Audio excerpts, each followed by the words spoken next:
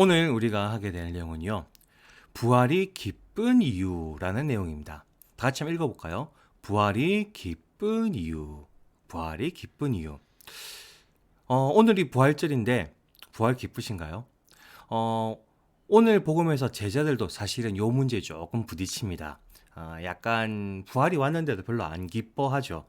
어떤 그런 내용들에 대해서 오늘 한번 이야기를 한번 해볼까 합니다. 자, 그러면 성경책 꺼내 보이소. 성경책. 으이자. 성경책 꺼내셨나요? 성경책 요한복음 20장에서 20장. 요한복음 찾기 쉽죠? 요즘 계속 찾았으니까. 요한복음 20장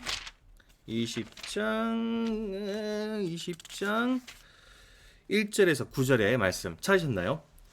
찾으셨죠? 그러면 다 같이 한번 읽어봅시다. 읽어보실 때 아시죠? 요 문제 있다라는 거. 예수님께서는 땡땡이들 가운데에서 다시 땡땡땡땡 한다라는 말씀 어디 있는지 한번 잘 찾아보면서 같이 성경을 읽어보도록 합시다. 요한이 전한 거룩한 복음입니다. 20장 1절에서 9절의 말씀. 주간 첫날 이른 아침 아직도 어두울 때 마리아 막달레나가 무덤에 가서 보니 무덤을 막았던 돌이 치워져 있었다. 그래서 그 여자는 시몬 베드로와 예수님께서 사랑하신 다른 제자에게 달려가서 말하였다. 누가 주님을 무덤에서 꺼내갔습니다. 어디에 모셨는지 모르겠습니다. 베드로와 다른 제자는 밖으로 나와 무덤으로 갔다. 두 사람이 함께 달렸는데 다른 제자가 베드로보다 빨리 달려 무덤에 먼저 다다랐다. 그는 몸을 굽혀 암아파가 놓여있는 것을 보기는 하였지만 안으로 들어가지는 않았다. 시몬 베드로가 뒤따라와서 무덤으로 들어가 암아파가 놓여있는 것을 보았다. 예수님의 얼굴을 쌌던 수건은 암아파와 함께 놓여있지 않고 따로 한 곳에 개켜져 있었다. 그제야 무덤에 먼저 다다른 다른 제자도 들어갔다. 그리고 보고 믿었다. 사실 그들은 예수님께서 죽은 이들 가운데에서 다시 살아나셔야 한다는 성경 말씀을 아직 깨닫지 못하고 있었던 것이다. 주님의 말씀입니다. 그리스도님 찬미합니다. 복음 다 읽었는데 무슨 내용인 것 같으세요? 오늘 복음 말씀, 예수님께서 부활하시고 난 다음에 그 다음날 부활하시고 난 그날 아침에 어떤 이야기인데 그건 나중에 한번 보고, 자, 여기 찾으셨습니까? 예수님께서는 땡땡이들 가운데에서 다시 땡땡하셨다. 뭔가요? 이미 다 찾아보셨겠죠. 요한 20장 9절에 있는 말씀이죠. 요겁니다. 예수님께서는 죽은 이들 가운데에서 다시 살아나셔야 한다 라는 말씀이 여기 나와 있습니다. 그리고 오늘 이제 주보를 두 번째 페이지 딱 열면은 제일 위에 요게 딱 나옵니다. 파스카. 혹시 파스카라는 단어 아시는 친구 있으세요? 말이 굉장히 어려운데 파스카란 뭔지 안다. 파스카라는 단어의 뜻은요, 여기 적혀 있습니다. 지나가다, 건너가다 라는 뜻인데 이게 굉장히 성경적으로 역사적으로 의미가 깊은 말씀입니다. 간단하게 한번 보면요, 요 말을 좀 알려면은 이 사람부터 봐야 됩니다. 모세 들어보셨어요? 10계명, 이스라엘 민족들의 우리가 천연성서에 외워줬죠. 그 10계명 그 10계명을 가져왔던 예언자이고, 이스라엘 민족들 입장에서도 최고의 예언자가 누구냐 하면은 이분이 잡힙니다. 아주 위대한 예언자이시죠. 요분이 뭔 일을 했느냐, 여기서부터 시작됩니다. 이스라엘 민족들이 아주 옛날에 이집트에서 노예 생활을 하고 있었습니다. 너무너무 힘들고 너무너무 괴로우니까 그 목소리를 하느님이 들으셨죠. 그래서 하느님이 모세를 보냅니다. 모세가 가가지고 파라오, 이집트 왕이죠. 이집트 왕 파라오한테 가가지고, 야, 우리 이스라엘 민족들 고생 많은데 좀 풀어도 이랬죠. 그랬더니 파라오가 뭐라 그랬겠습니까? 제정신이가 아니지, 못 보내주지, 이렇게 됩니다. 그래서 10개의 재앙이 차례로 이집트에 떨어집니다. 하느님이 야, 너 이스라엘 민족 안 풀어주면은 나 계속 이렇게 괴롭힌다. 그리고 드디어 10개의 재앙이 떨어졌을 때 파라오가 항복합니다. 그래서 이스라엘 민족들은 자유를 얻죠. 여기에서 나온 단어가 파스카입니다. 노예 생활을 하다가 자유인으로서 노예에서 자유로 건너가다. 그래서 파스카입니다.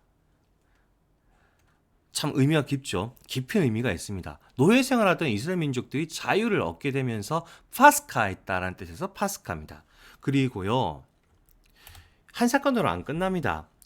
이스라엘 민족들이 이제 자유를 얻고 이제 하나님을 만나기 위해서 시나이 산을 향해 쫙 가고 있었는데 이집트 파라오가 자존심이 좀 상한단 말이죠. 기분이 좀 나쁩니다.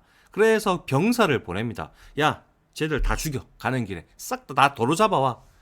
그래서 이스라엘 민족들이 이제 급하게 도망가다 보니까는 홍해라는 바다가 이제 앞을 막죠. 그러니까 하느님이 그럽니다. 야, 건너봐라. 내가 건너가게 해줄게. 바다가 갈라집니다. 바다가 또 갈라지죠. 그리고 이스라엘 민족들은 그때 그 홍해를 건너갑니다. 건너가죠. 그리고 그들을 쫓아왔던 이집트 병사들도 당연히 홍해를 건너서 막 죽이려고 막 오는데 그때 바다가 다시 확 이래 되는 거죠. 그래서 이집트 병사들은 다 죽어봅니다. 이 장면을 봤던 이스라엘 민족들은 또 한 번 파스카를 느끼죠. 죽음에서 죽을 수밖에 없던 상황에서 생명으로 넘어가는 파스카를 보게 됩니다. 이런 어떤 사건들 속에서 파스카라는 게 단어가 생깁니다. 그리고 이스라엘 민족 당연히 이런 큰 경험이 있으니까 대대로 파스카 축제라는 축제를 보냈었죠. 근데 오늘 예수님 부활하셨지 않습니까? 부활절이니까. 예수님도 잘 생각하시면 부활, 죽었다가 살아나는 거거든요. 죽음에서 생명으로 건너가는 사건이 벌어집니다. 더 나아가서 예수님이 이 부활하셨던 요 시기가 어떤 시기냐? 하필이면 파스카 축제 기간입니다. 파스카 축제 기간. 그러니 똑똑했던 제자들이 어느 순간 딱 느낌이 오죠. 처음에는 몰랐습니다. 오늘 복음에서 보셔도 알겠지만 제자들이 처음부터 이 부활과 파스카 뭐 이런 걸 잘 몰랐습니다. 근데 나중에 가만히 생각해 보니까 예수님이 돌아가셨다가 부활했던 시기가 파스카 축제 기간이네. 그럼 어쩌면 관계 있는 것이 아닐까라고 생각을 하고 따져봤더니 과연 아니나 다를까 이 부활 속에는 이 건너가는 파스카의 의미가 참 담겨 있었죠. 그래서 적으십시오. 요거 적어 놓으셔야 됩니다. 파스카 그 2페이지 제일 위에 파스카 있죠. 이 줄도 끄으시고 요 위에 노예, 죽음, 화살표하고 자유, 생명 딱 적으십시오. 요게 파스카의 의미입니다. 요게 파스카의 의미입니다. 자, 그리고 난 다음에 이제 오늘 복음으로 한번 살 가보죠. 오늘 복음의 시작은 예수님께서 돌아가시고 하루 쉬고 그리고 난 다음 아침입니다. 그날 이제 마리아 막달레라는 한 여인이 예수님께 이제 우리나라는 이런 문화가 없습니다. 우리나라는 이런 문화가 없는데 누군가가 돌아가시면은 이렇게 기름을 발라주는 장례 문화가 있는가 봅니다. 그래서 마리아 막달레나가 이제 예수님 몸에다가 기름을 발라주기 위해서 찾아가죠. 그런데 갔더니 무덤에 돌이 치워져 있는 겁니다. 예수님 묻혀있던 무덤을 막아놨던 돌이 치워져 있습니다. 그래가지고 어이구야 예수님이 이거 없어졌다. 이때는 부활했다고 느낀 게 아닙니다. 뭐라고 생각했냐면 누가 예수님의 시신을 훔쳐갔다라고 생각했죠. 그래서 급하게 제자 2명한테 찾아가서 이야기를 합니다. 누구냐? 베드로와 예수님께서 사랑하신 다른 제자 요한 사도입니다. 베드로 사도와 요한 사도에게 찾아가서 예수님이 없어졌어요 라고 얘기를 한 거죠. 그래서 베드로와 요한 사도가 뜁니다. 뭐야 큰일 났네 하고 뛰어가는데 베드로는 나이가 많다 보니까 이제 지쳐서 좀 늦어지고 요한이 먼저 가서 이제 들어갑니다. 그리고 난 다음에 이제 같이 보게 되죠. 예수님이 안 계시네. 예수님 무덤이 비었네 라는 걸 발견하게 됩니다. 여기서 이제 신부님이 생각하는 아주 중요한 질문은 이겁니다. 뭐냐면요. 제자들이 기뻐 보이시나요? 예수님이 돌아가셨다가 부활하셨잖아요. 부활하셨잖아요. 그 무덤이 비었는데 제자들이 기뻐 보입니까?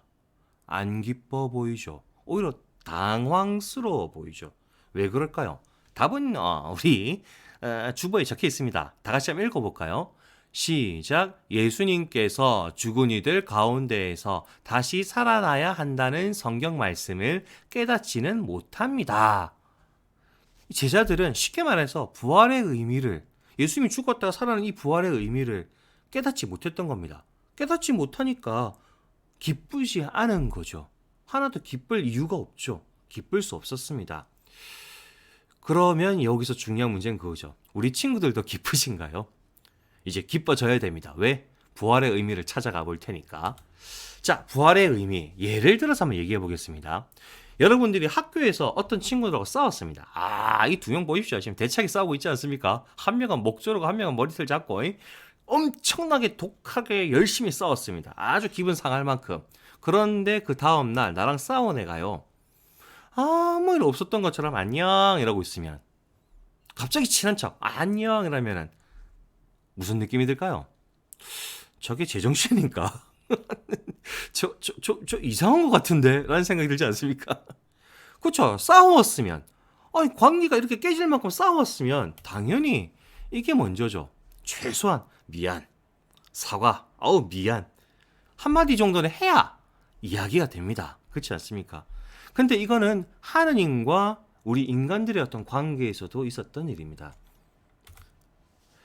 하느님께서 처음에 인간을 만들었습니다. 아담과 하와. 그런데 먹지 말라는 선악과를 따먹었죠. 선과 악을 알게 하는 열매를 따먹었습니다. 그 결과 이들은 죄를 짓고 에덴 동산에서 쫓겨나게 되죠. 그리고 이때 이렇게 시작된 죄는 커지고 커집니다.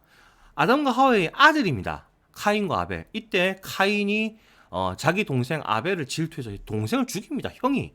죄가 커집니다. 그리고 나중에 또 이제 노아의 홍수, 바벨탑, 죄가 계속 커집니다.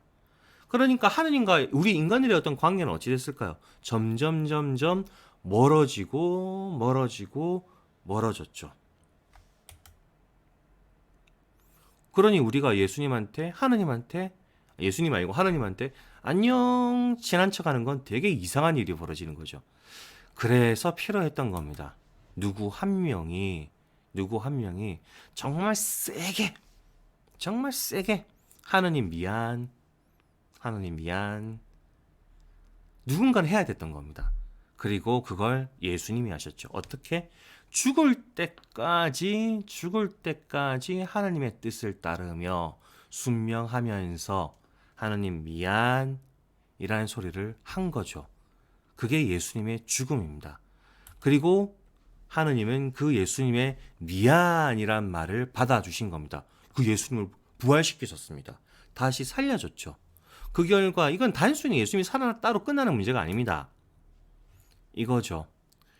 예수님을 통해서 우리가 멀어졌던 그 관계가 누구 한 명이 정말 세게 미안이라고 얘기했기 때문에 화해를 됐던 겁니다. 그래서 하나님은 그 징표로 예수님을 다시 살려주셨고, 그러니 우리는 이제 하나님 안에서 다시 시작할 수 있습니다. 더 나아가서 솔직히 우리가 죄를 지었죠. 그럼 하나님과 우리만 사이가 나빠졌을까요?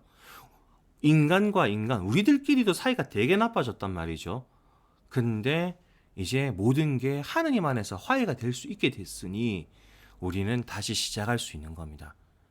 하느님과 다시 친하게, 친구들과도 다시 친하게, 서로 죄를 지었지만 이제 괜찮죠. 하느님이 계시니 모든 게 해결될 수 있습니다.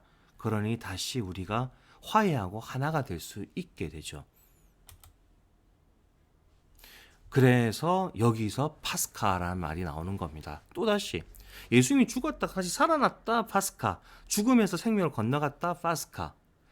하지만 더 나아가서 죄의 노예 상태에서, 죄 때문에 서로 사이가 나쁘고 갈라지던 그 노예 상태에서 죄에서 자유로워서 이제 하느님 안에서 하나 될 수 있는 자유로 넘어간다라는 의미에서 부활은 파스카가 되는 거죠. 그러니 친구들, 저기 있어. 아까 적어놨던 거 있죠? 노예 죽음 화살표 자유. 요 위에다가 하느님과 화해 적으십시오. 별표 있지 않습니까? 별표도 치셔야 됩니다. 별표도 치시고 하느님과 화해 요것도 적으셔야 됩니다. 적으셨나요? 적으셔야 됩니다. 이거 중요합니다. 이 성당 다니면서 부활의 의미도 모르면 큰일 납니다. 예, 적으십시오. 하느님과 화해했기 때문에 노예에서 자유로, 죽음에서 생명으로 건너갔다. 그리고 하느님과 화해했기 때문에 우리는 정말 새롭게 새로운 자유롭게 뭔가를 할 수 있다라는 것들 꼭 기억하고 적으셔야 됩니다. 자, 그리고 이제 이야기를 해볼 수 있겠죠. 제자들은 오늘 복음에서 미처 부활의 의미를 몰랐기 때문에 충분히 기뻐하지 못했습니다. 그런데 우리 친구들은 알죠. 제자들보다 2000년 뒤에 태어났기 때문에 부활의 의미가 이미 쭉 전해졌습니다. 그리고 오늘 신부님도 여러분들한테 이야기해 줬습니다. 부활은 기쁜 겁니다. 여러분들이 하느님 안에서 다시 시작할 수 있고 할 수 있다는 희망이 열려 있는, 그리고 다시 하느님과 친하게 지내고 있죠. 여러분들 친하게 지내고 있지 않습니까? 그것이 다시 시작될 수 있었던 그날이 바로 부활절이고 오늘이 기쁜 날인 겁니다. 자, 그래서 새 생명을 받은 우리도 부활의 기쁨과 희망 안에서 정말로 기뻤으면 좋겠습니다. 이번 부활절, 앞으로 이제 부활 8부 축제라고 해서 부활을 기념하는 축제가 계속됩니다. 항상 기쁘게 주님 안에서 하느님과 친하면서 친구들과 함께 더 친해지면서 기쁘게 부활을 보내셨으면 좋겠습니다.